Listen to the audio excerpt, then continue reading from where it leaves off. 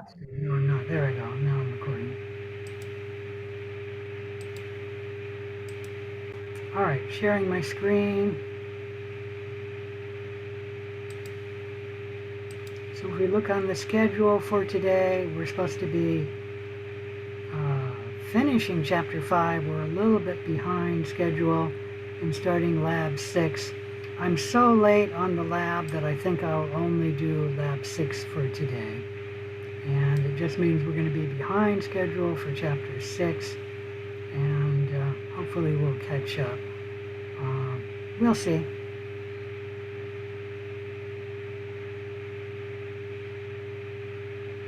All right, Chapter 6.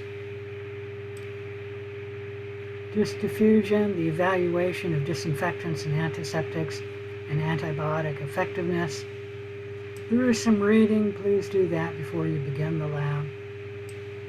There is a video clip and a virtual lab today. Let me make certain of that. Oh, that's the Zoom meeting earlier today.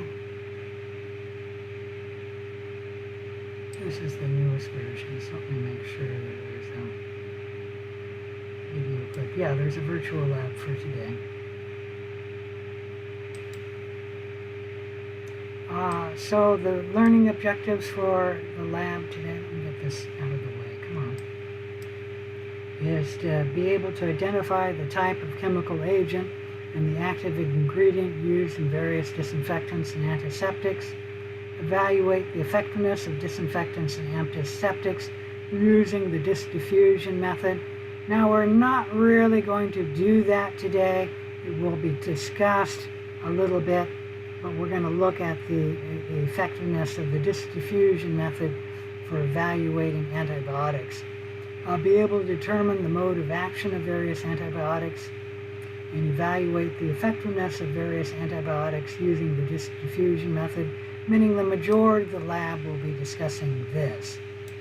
I'll list the variables that influence the antibiotic diffusion susceptibility testing, and be able to define the terms, know what sterilization is, disinfection, disinfectant, antiseptic, bactericidal, bacteriostatic, antibiotic, what is a spread plate, and what is the zone of inhibition. Any question about any of that?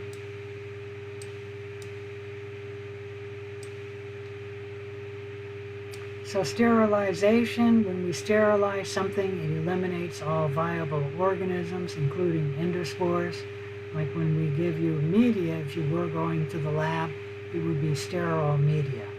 Disinfection, on the other hand, refers to the destruction of vegetative cells, not necessarily killing endospores, like when we disinfect a toilet, killing vegetative bacteria, but not necessarily the endospores.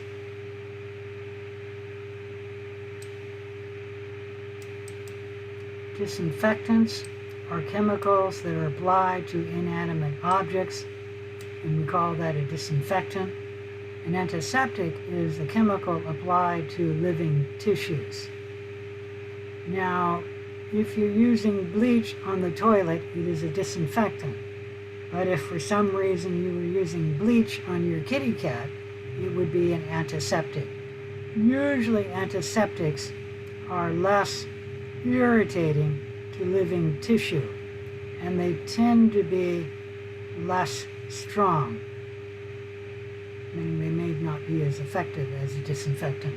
But if the chemical is used on the two tissues, we do call it one on one object and the other on another. And I don't know if bleach is still used, but it used to be the treatment of choice for somebody who had necrotizing fasciitis, more commonly called the flesh-eating bacteria.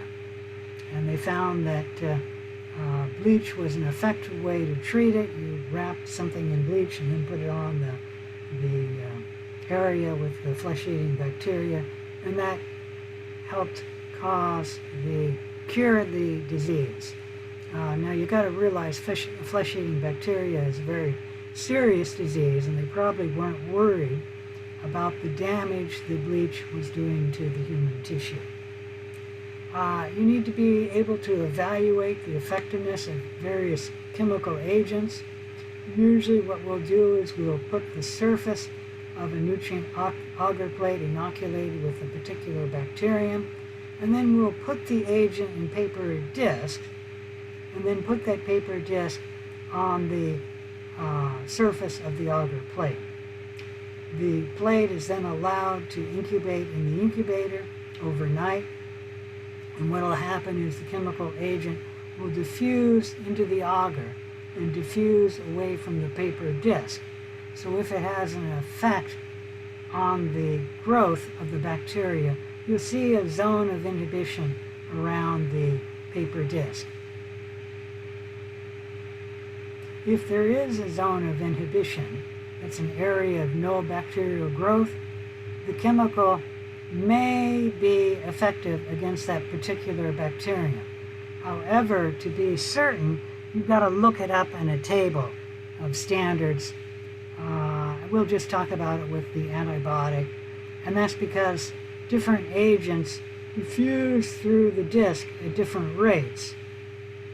And to be effective, you've got to be creating a zone of inhibition at least of a certain size or greater before we say the bacterium is sensitive to that agent. Conversely, if there's no zone of inhibition, the chemical can be assumed to be ineffective.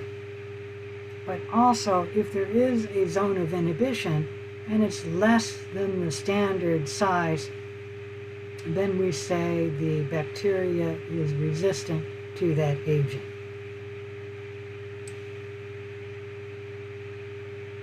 Here we're looking at the table of different chemical agents that can be used and the category like alcohols, aldehydes, halogens.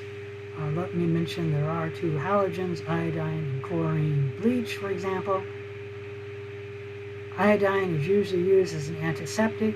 Chlorine bleach usually used as a disinfectant. Ethanol is a very weak antiseptic or disinfectant. Usually we call it a degerming agent because it's so weak of a antiseptic. Okay? All right, this table goes through the other ones. I'll just mention one, the peroxygens like hydrogen peroxide, which you can easily find in your house. I used to have a bottle down here. Here it is. So I'll just show you. I guess I should have showed you the alcohol too. Hydrogen peroxide, which can't really say that one, got a label on it. It is an effective oxidizing agent used as an antiseptic, and what's unusual about hydrogen peroxide is it can kill endospores. Most disinfectants or antiseptics do not kill endospores, but hydrogen peroxide and the other peroxygens can. All right, any question about any of that? The zone of inhibition size depends only partially upon the sensitivity of the organism to the disinfectant or the antiseptic or the antibiotic, whatever we're studying. Other factors also affect the size of the zone of inhibition, including the concentration of the chemical in the paper disc, the molecular weight of the agent. The larger the molecular weight, the less it will diffuse through the agar, and so the smaller the size of the zone of inhibition. And then the density of the bacterial inoculum. If you were to have higher density of bacteria, you will get a smaller size of the zone of inhibition. Any question about any of that? All right. So we need to standardize some of these variables if we're going to be using the disc diffusion method. Evaluation of antibiotic effectiveness. Antibiotics, which is what we're mainly going to be studying in this lab, by the way, the effectiveness of an antibiotic on a bacteria, and you measure that with the disc diffusion method. Antibiotics are categorized as bactericidal if they kill the bacteria. And if they inhibit the bacteria's growth, we categorize them as bacteriostatic. Both bacteriostatic and bactericidal antibiotics do create a zone of inhibition. A bactericidal antibiotic will, of course, remove the bacterial infection. A bacteriostatic will not. What you're doing with the bacteriostatic antibiotic is stopping the bacteria from growing, and then the host defenses, like the immune system, will get rid of the bacteria. Any question about that?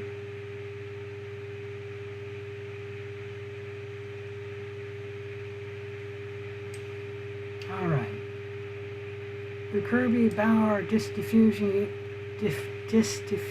test is the most common method used for testing for antibiotic sensitivity testing. The method is also commonly used for disinfectants, but that's just because it's an easy method to use, but it's not terribly valid for working with disinfectants and antiseptics. It is a method that's widely used for antibiotics, and it's a very good method for testing the effectiveness of different antibiotics. And for example, a clinician can use the Kirby-Bauer disdiffusion test to choose which antibiotic to use against a patient that's sick with a bacterial infection. You harvest the bacteria from the patient, inoculate it on a disc, put the different disc containing different antibiotics on the agar plate, and then incubate the plate for overnight or a day, and then pull out the plate and then look at the plate.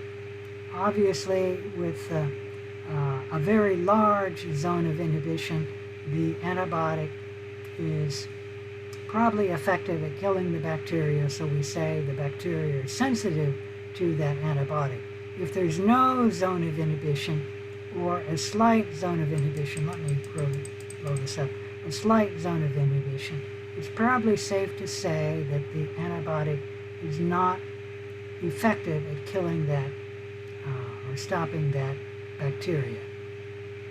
However, you can't just look at the size of the zone of inhibition and say the bacteria are sensitive. You have to measure the diameter of the zone of inhibition and then compare it to a chart of standards, a table of standards. And if the diameter is greater than the standard, then we say the antibiotic is effective at controlling this bacteria species. Okay? If the diameter is not large enough, let's say for this one here, then we say the antibiotic is not effective at controlling that species, and we say the bacteria is not sensitive or resistant to that antibiotic. Any question about any of that? Come on. So what you do is you inoculate the bacteria on the plate. You put the bacteria so that they're inoculated everywhere. You then, after a few minutes, you allow the liquid from the inoculating the bacteria on the plate to be absorbed. And then you put the paper disc on that have the antibiotic in them. And then you put the plate in the incubator for 18 hours at 35 degrees. And then you look at the plate and then measure the size of the zone of inhibition. Where the antibiotic concentration is high enough, it will inhibit the bacterial growth. But the size of the zone inhibition is dependent on several factors. One, it is dependent on the degree of sensitivity of the microorganism, but it's also dependent on the diffusion rate of the antibiotic through the agar. Larger antibiotics will diffuse less through the agar, and they will have a smaller zone of inhibition. It's also dependent on the concentration of the bacteria, the age of the cells, and so we have to standardize a lot of variables for doing the Kirby-Bayer procedure. First, you inoculate the broth using several bacteria colonies that are growing on non-selected media, and the growth should be no longer than 24 hours old. You grow the bacteria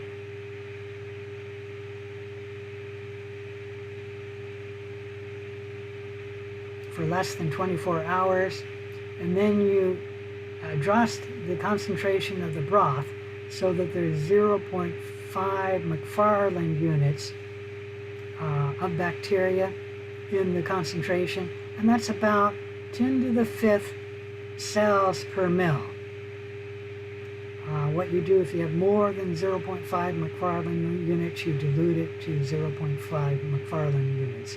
And this is using a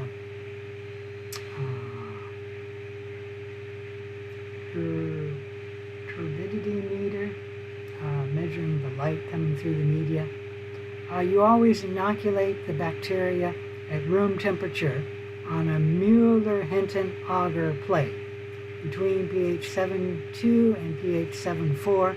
We always use Mueller-Hinton so that the media doesn't have an effect on the size of the zone of inhibition. And we always use pH 7.2 to 7.4 so the pH doesn't have enough size on the zone of inhibition. And this is actually a mistake here, don't ask me why. The depth of the agar plate is always 5 millimeters. So the agar and the Mueller-Hinton plate are always 5 millimeters. If it's different from that, that will affect the size of the zone of inhibition because the amount of agar will affect the diffusion rate of the antibiotics. We also have a plate no larger than 150 millimeters.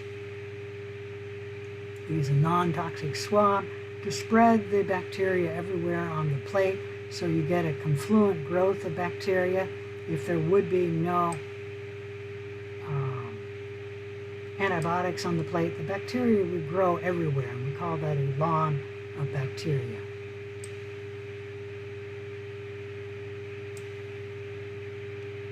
You place the disc at least 24 millimeters apart and no more than 12 discs on a plate. You add the antibiotic disc 5 minutes after you add the bacteria, but no longer than 15 minutes after you add the bacteria to the agar. So always within that time frame. And then you incubate in a non-CO2 incubator for 16 to 18 hours at 35 degrees. And you incubate no longer than 15 minutes after adding the antibiotic disc. So these are all the variables you control in starting the Kirby-Bayer test.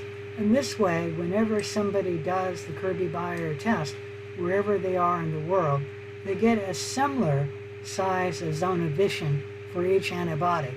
And that is, they won't differ because people had different variables that they weren't controlling. Any question about any of that? You then, after you incubate the plates, you measure the diameter of the zone of inhibition in millimeters, and then look that up in a table. It's actually the National Committee for Clinical Laboratory Studies. And if the bacteria is greater than the size in the table, we say the bacteria is sensitive to that antibiotic. And if it is less than a certain size, we say the bacteria is resistant to that particular antibiotic. And for many species of bacteria and many antibiotics, there can be a size between sensitive and resistant, in which case we call it intermediate in size, or intermediate in sensitivity. Any question about any of that? So here we're measuring the zone of inhibition here, and you do measure the paper disc when you're measuring the diameter. And what is that?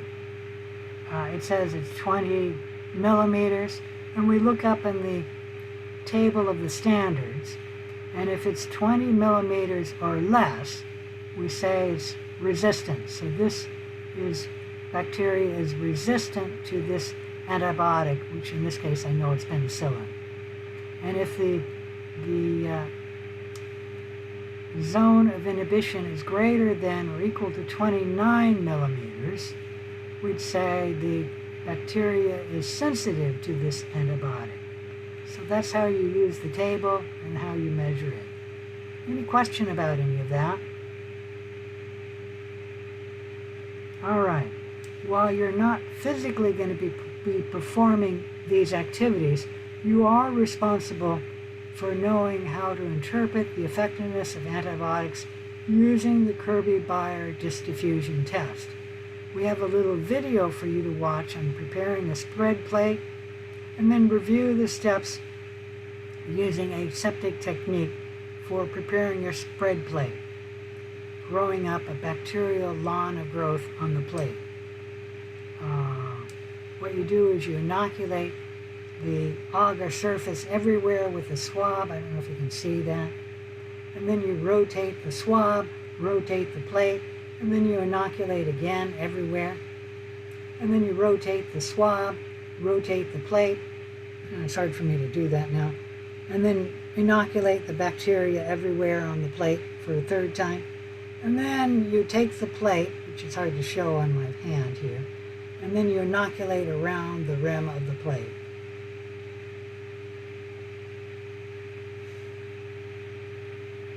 All right, any question about that? So read through that procedure, and then we evaluate the antibiotic effectiveness. View the following clips on preparing a culture plate for the Kirby-Bayer disk diffusion method, and then interpreting, a video clip on interpreting the results of the Kirby-Bayer disk diffusion test. And then we have a virtual lab, which will take a little time to load, especially if you have a slow internet connection. But once it's running, work on the virtual lab, and you will be able to do the lab on your computer. Click the interpretation, whether the antibiotic was sensitive or resistant or intermediate for that antibiotic, for that species of bacteria. All right, any question about any of that?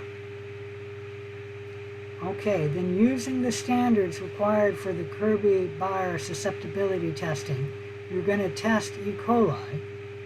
So it's prepared on the plates, and then we're going to use the Kirby-Bayer test to test the antibiotic's effectiveness in controlling the E. coli.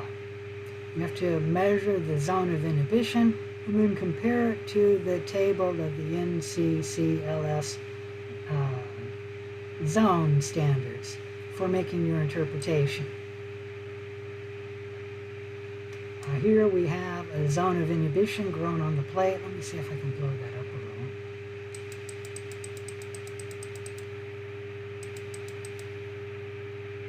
So there's a zone of inhibition for amoxicillin. I think that's what AM stands for. And how you read this from the caliper, you do not read from here to there as 10. You read from 0 here to 0 here. So this is 15. Okay? So I gave you the first one. And so when you're reading the caliper, the 0 doesn't start here, so you can't read it from this caliper to that caliper. You've got to read it from this 0 to here, and so this is 15 millimeters. Any question about that? And then write, so AM stands for ampicillin, put 15 into the table here, and then make your interpretation. take a look at the table here. E. coli is right here. Ampicillin 15 will be right here. And then write your interpretation and fill it in right here. And do that for all of the different antibiotics. We have the measurements right here. And use the table for E. coli. We don't have the results for Staphylococcus aureus. So use the table for E. coli. All right, so that's the first part of the worksheet. Don't write it in the lab module. In the future, actually this is lab 6, so I will apply the penalty if you write it up in the lab module and then submit the lab module. What I want you to do is write it up in the worksheet for lab 6. It's much smaller, only has the questions and a few information about that. And then answer the question. List the 5 variables that must be standardized when performing the antibiotic susceptibility testing using the Kirby biodiffusion method.